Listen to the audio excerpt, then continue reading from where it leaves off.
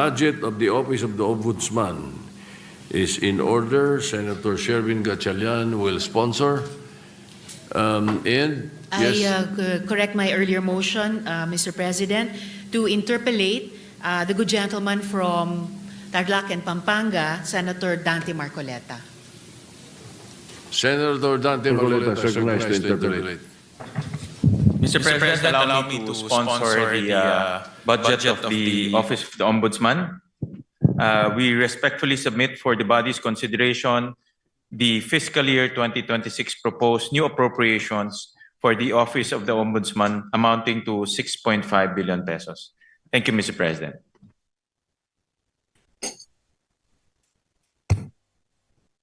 Thank you, Mr. President. You go ahead, Senator Marcoleta, you're recognized. Mr. President, in several decisions of the Supreme Court, the Office of the Ombudsman was admonished for grave abuse of discretion, for acts of bending or twisting the law to expand its powers. I may cite several jurisprudence if I must. Mr. President,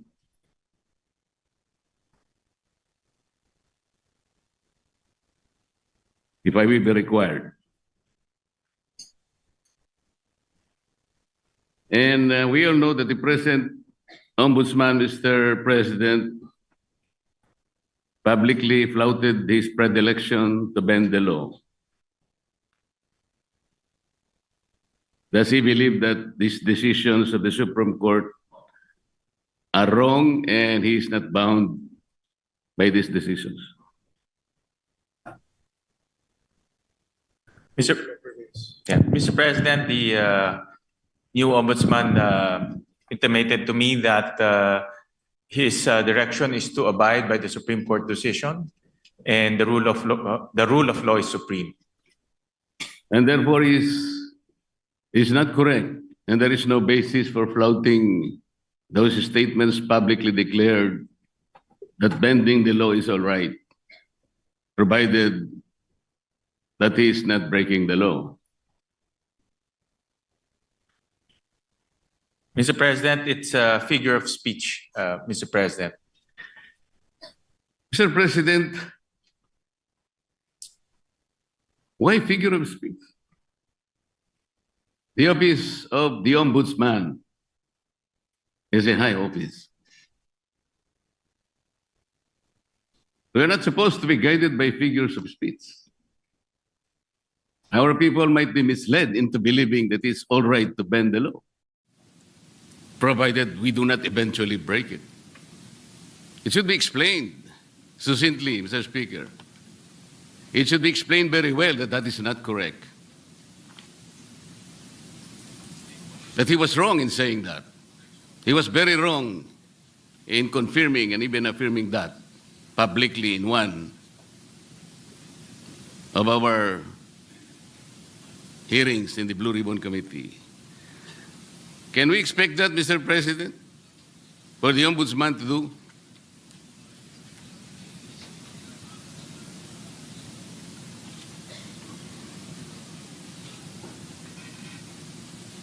One minute suspension, Mr. President. Session suspended. Current ombudsman right now, he intimated to me that he is very strict in not bending the law. In fact, he also intimated that he will abide by the Supreme Court ruling, as he believes that the rulings are forms part of the law, and the rule of law is supreme, Mr. President. So he abides by those principles, Mr. President, and he will carry that in his tenure as the country's ombudsman, and especially in his quest to hold people to account and to put people in jail, especially those who transgressed our laws, Mr. President. So those are the principles that he abides by, and those are the principles he will carry in his duty as our ombudsman, Mr. President. Mr. President, abiding by that principle and acting otherwise is different. You say that you abide by the laws strictly, but you say publicly that you can bend the law. How is that? Doesn't the public need to be clarified very clearly on this matter, Mr. President? Our people might be confused by that statement. That's why I am asking whether he can make a clarification or he can make public apology for saying that, Mr. President. And this will be good for the country. Well, Mr. President, we thank the good gentleman from Tarlac and Pampanga, Senator Marcoleta, for bringing this up. And this is an opportunity for the current ombudsman to clarify his statements. And this is actually the clarification that he is expressing to this august body, that he will abide by the rule of law and he will not bend the law to serve any other purpose, Mr. President, or to serve any other being, Mr. President. So, Can we, Mr. Sorry. President, that's why this is an opportunity, and as he intimated to me, that he will always put the rule of law as supreme, Mr. President.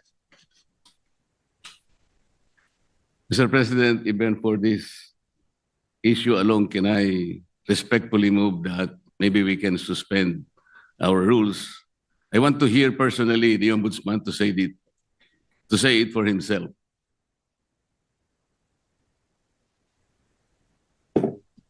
One minute suspension, Mr. President. Session suspended. What is your pleasure after that motion?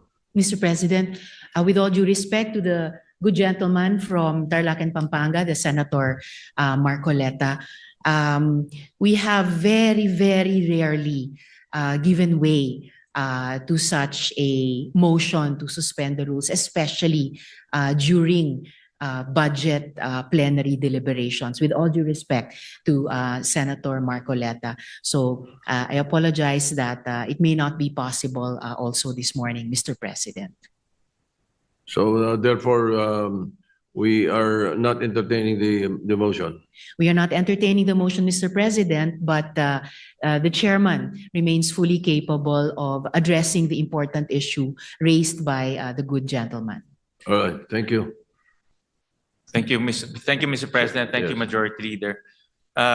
Muli, nagpapasalamat po kami kay Senator Marcoleta at tinanong niya po yung itong issue. Nagbibigay po to ng oportunidad para sa ating bagong ombudsman klaruhin yung kanyang mga nasabi. At wala hong intention to bend the law. No? That's very clear. In fact, ang prinsipyo po ng ating bagong ombudsman is to follow the law and uphold the law. Dahil naniniwala siya na ang rule of law is supreme, Mr. President. So, para lang klaro, no, na itong nasabi niya ay isang figure of speech, pero wala hong intensyon na baliin po ang batas. Dahil ang kanyang intensyon ay ipatupad ng batas ng may integridad at may katarungan, Mr. President. Mr. President, kaya ko lang naman po ipinipilit ang bagay na ito sapagkat I think even the ombudsman as a lawyer himself believes in the court doctrine of our legal system, dura lex sed lex. Yung sinasabi nating bending the law will be inconsistent totally with this core legal system. Hindi mo po pwedeng kahit na konti.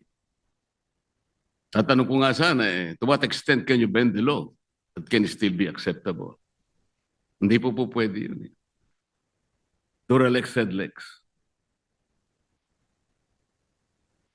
At ako rin po, sumasang-ayon po kay Senator Marcoleta, the good gentleman from Tarlac, Pampanga, na ang batas po ay dapat ho natin ipatupad. At wala ho yan tinitignan. Kaya ho naka-blindfold po si Lady Justice dahil wala ho tinitignan. At yan rin po ang assurance ho ng ating bagong ombudsman dito po sa bulwagang ito at sa lahat po sa sambayang Pilipino na nanonood ho sa atin na ipapatupad niya ho ang batas na may integridad po. Kasi po, Mr. President, nakakabagabag talaga. Sana po figure of speech lang. Pero nagkaroon po kasi ng pagkakataon na hindi figure of speech yun eh. Dahil doon sa isang pagdinig sa Blue Ribbon Committee, nakita naman po nating lahat.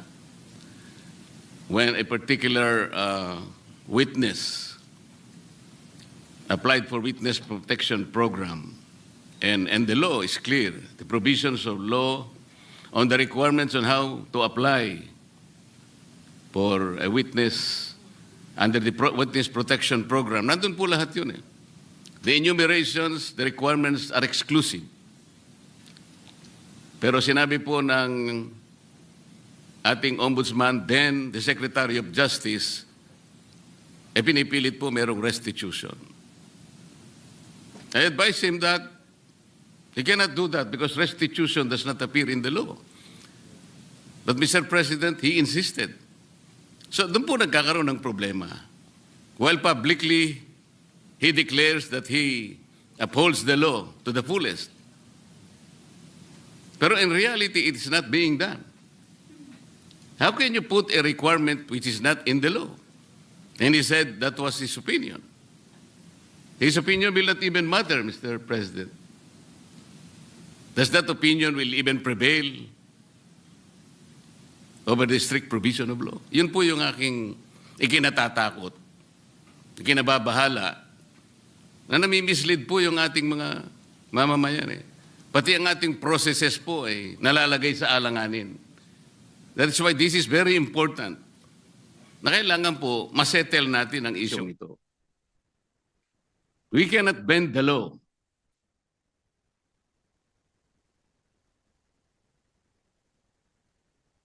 Kasi po, kapag pinanatili natin yun, it is as if the ombudsman has the power to refine the law or even revolutionize the law. No one can do that, Mr. President.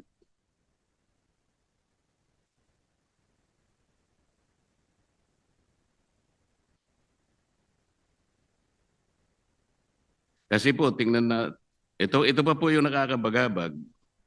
Still falls on this very subject, Mr. President.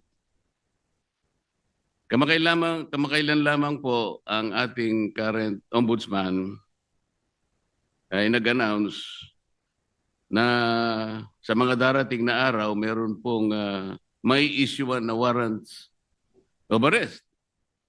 Na mga iba po ay kasama pa natin sa kapulungan ito, Mr. President.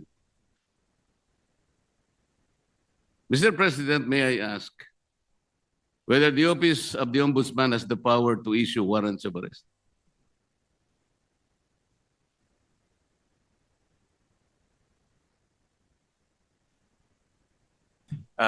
No, Mr. President.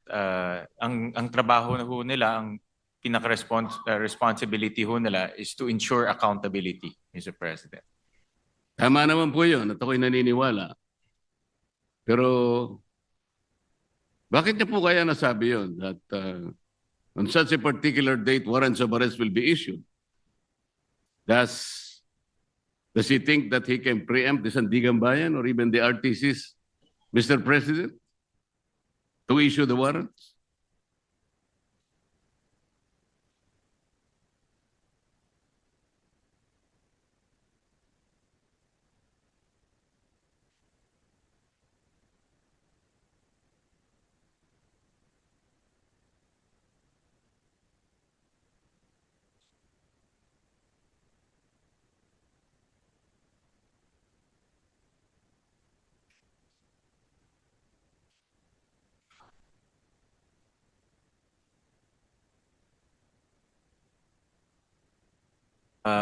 Mr. President, this is a indicative timeline. Meron ho kasing sinusundan ng ombudsman na timeline at base po doon sa mga nakita nilang ebidensya, nakita ho nilang mga krimen na ginawa po ng iba't ibang personalidad. Kaya po ito ay parte lang po ng kanilang timeline. At yun lang naman po yung inexplain ng kasalukuyang ombudsman, Mr. President. Mr. President, the Office of the Ombudsman is following a timeline. So paano po niya nasabi na on December 5th? Ano na yun? Anong date po ba yun? Ito po yung nakakatakot, Mr. President. Paano po natin mapapaniwalaan na sa timeline na sinet ng Ombudsman, may palalabas niya yung warrants of arrest? Hindi ba ang ibig sabihin nito, pwede niyang i-preempt ang decision ng Sandigan Bayan or the RTCs because he's following a timeline. And the most intriguing issue here, Mr. President, is that he might be able to influence and preempt the decision of the RTCs and the Sandigan Bayan just to make that timeline a reality. This is a very dangerous proposition, Mr. President. But Mr. President, hindi naman po, no, dahil alam naman ho natin ang Sandigan ay under the ambit of the judiciary. Iba naman po ito sa trabaho po ng ombudsman. Pero bilang ombudsman, nakikita ko ho na dahil sila po ang magfa-file ng kaso, very optimistic ho sila na yung kanilang ifa-file na kaso mayroon pong kinahitnatnan at mayroon pong resulta.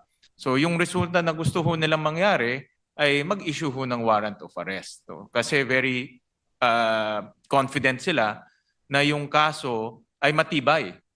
At very confident ho sila na yung ebidensya ay matibay. At yun din po ang gusto natin lahat. Ako po, very hopeful rin po ako na yung kanilang kaso at kanilang ebidensya ay matibay dahil ako rin po bilang isang Pilipino, gusto ko rin pong managot yung mga taong dapat managot.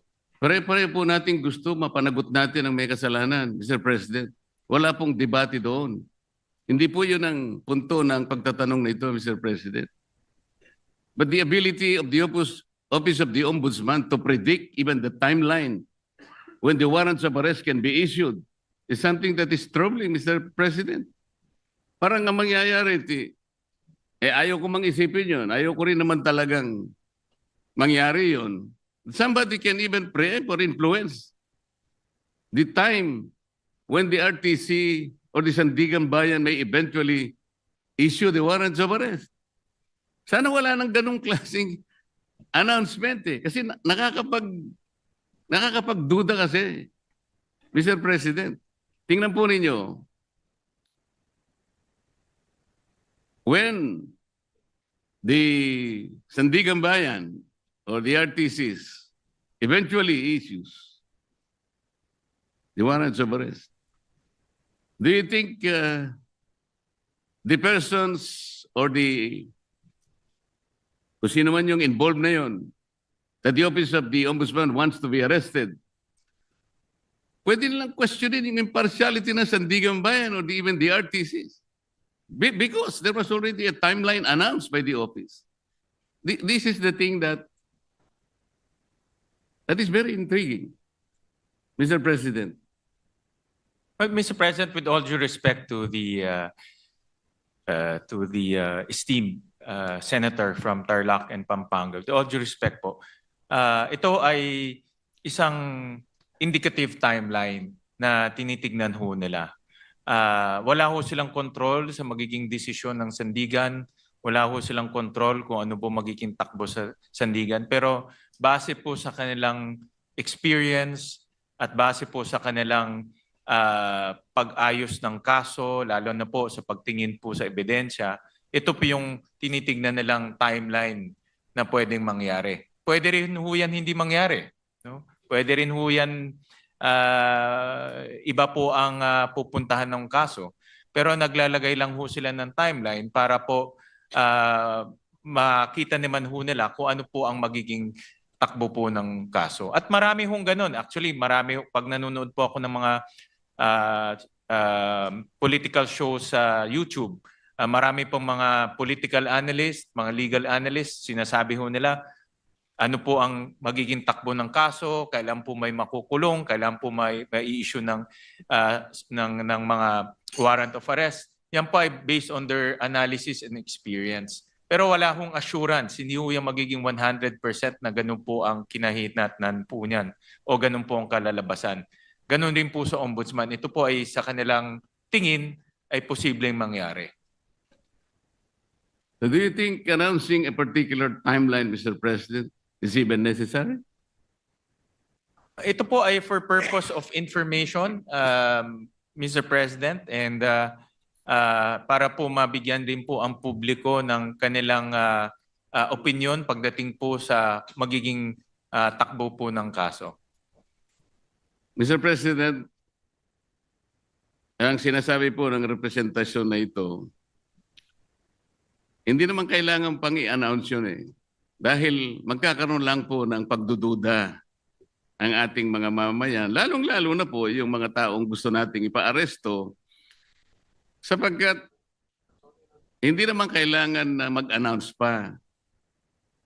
Kasi kapag sinabi mong meron po kaming timeline, parang siguradong-sigurado na po kasi ng opisina ng ombudsman na talagang mag-i-issue yung either the Sandigan Bayan or the RTC doon sa panahon na kanyang tinutukoy. Di ba, may isip ninyo, nasa ilalim pala ng impluensya ng ombudsman o ng RTC, ang mga korte, nai-impluensyahan pala ng ombudsman, ng mga korte. Ganun po yung magiging maaring isipin.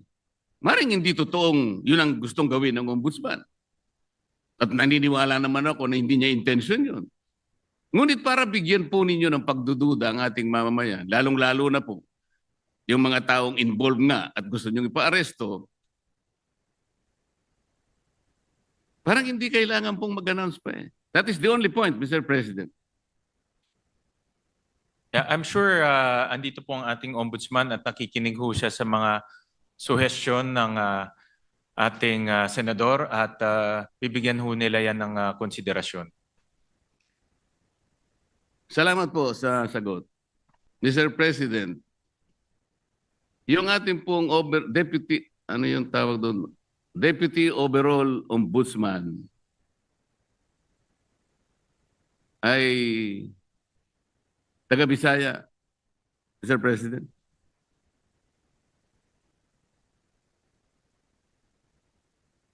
Yung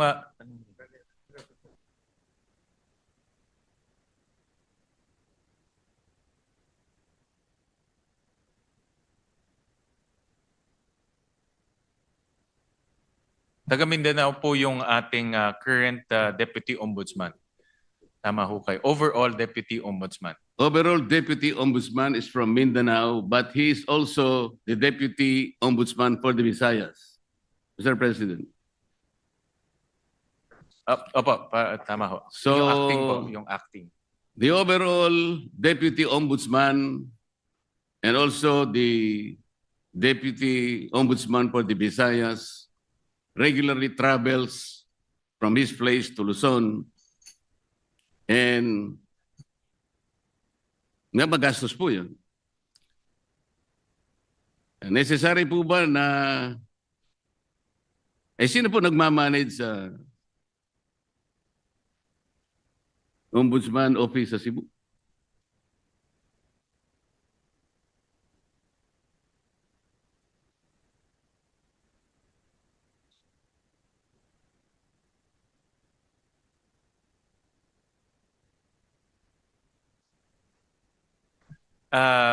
Mr. President, Senator Marcoleta, temporary po na bakante ho yung position na yon. Pero later on ho, ma-field up rin ho yung position. Pero sa ngayon po, dahil bakante ho yun, minomonitor po ng ating ombudsman itong mga opisina ito gamit po ang modernong teknolohiya tulad po ng Zoom, tulad po ng conference calling. So in other words, hands-on po ang ating ombudsman na sinisigurado niya itong mga opisina na ito ay tumatakbo ng maayos. Alin po yung bakante, Mr. President, yung overall Deputy Ombudsman o yung Deputy Ombudsman for Visayas?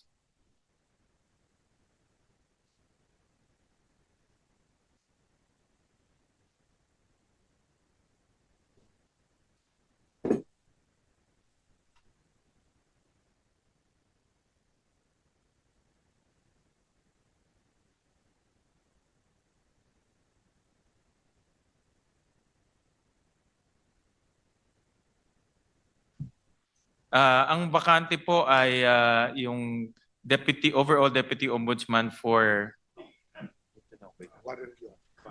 ito po ang bakante po.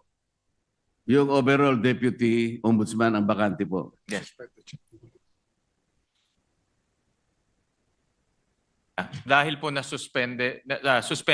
suspended yung current overall deputy ombudsman. Kasi po kaya ko tinatanong to, Mr. President, napakagastos po yung regularly na pagta-travel po ng Deputy Ombudsman. Galing pa siya ng Mindanao.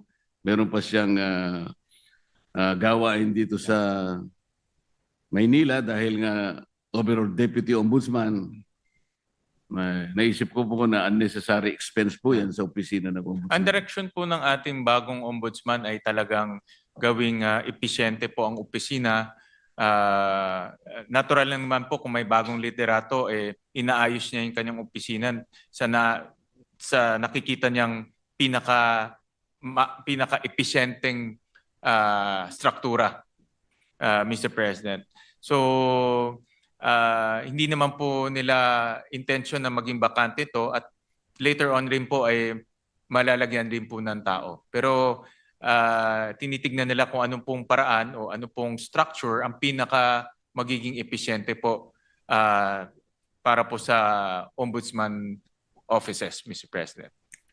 Mr. President, bago po naging ombudsman ang aking kaibigan, siya po ay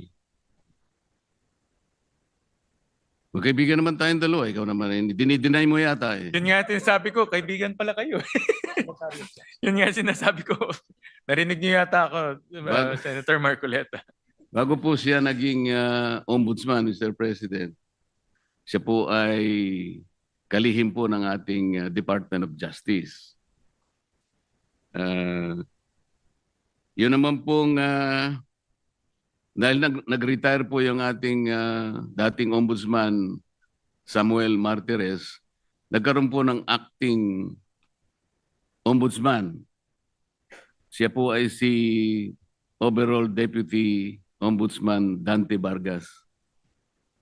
Kapangalan ko pa siya. Nasaan po siya? Salamat po. Nandito ho siya. Siya po ngayon ang Deputy Ombudsman for Visayas and acting overall Deputy Ombudsman. Concurrent ho Yes, siya. Mr. President. For now. Yes, I know that.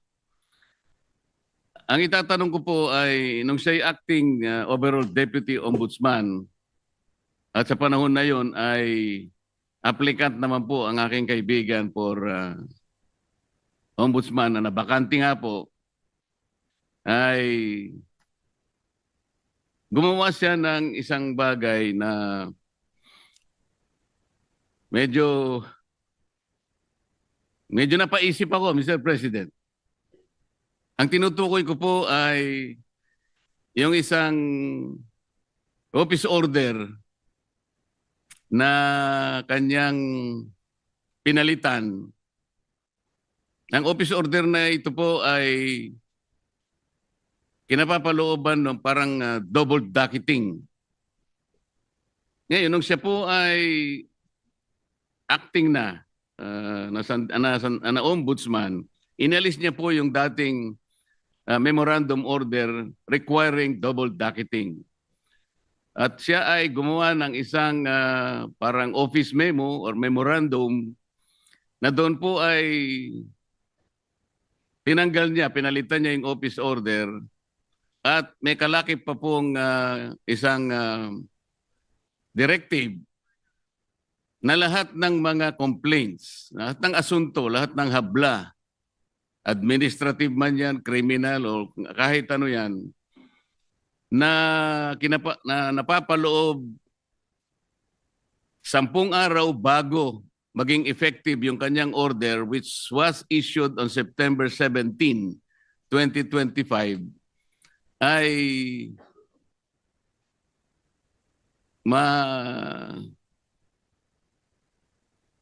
mawawala po yung sa docket. Ibig sabihin, ma-undocket yung mga complaints. 10 araw bago ma-issue yung kanyang memorandum circular or memorandum order. Mr. President, nagkataon po, kung di ako nagkakamali, September 15 yata, ay nag-file ng complaint sa maraming opisyales ng ating pamahalaan. Kasama po yata si noon ay dating Secretary of Justice, ang aking kaibigan. Sa makatid, napaloob po siya doon sa 10 araw na siya sinasabi doon sa kanyang directive na mawawala po yung docket.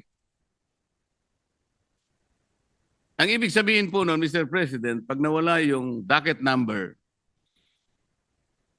hindi na siya magiging active case kung hindi siya ay malalagay sa kategoriyaan na mga cases under evaluation.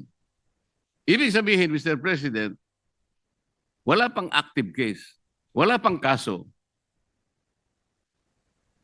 Sapagkat nawala ngang visa yung naunang office order ng dating Ombudsman Samuel Martires. Yun po ang naging daan, Mr. President, kung kaya nakapag-issue ng clearance ang opisina ng Ombudsman. At dahil nga po, mistulang walang kaso laban sa aking kaibigan, nasama siya doon sa shortlist na pagpipilian ng ating Pangulo na susunod na Ombudsman ng ating bansa. Mr. President, wala bang, yung ba pangyayaring yun ay, is there something much to be desired in the entire process, Mr. President? Parang ang nangyari, nakagawa ng ganun yung overall ombudsman nang hindi naman maliwanag what is the visible public service na pwedeng nakamit ng ating mamamayan doon sa ginawa niyang pagpapalit ng office order. Hindi kaya lang ginawa yon para mapagbigyan ang aplikasyon ng aking kaibigan at makakuha siya ng clearance upang sa ganon eventually he will be included in the shortlist to be submitted to the Office of the President, makasama sa pagpipilian bilang ombudsman. Yun po yung aking gustong malaman, Mr. President.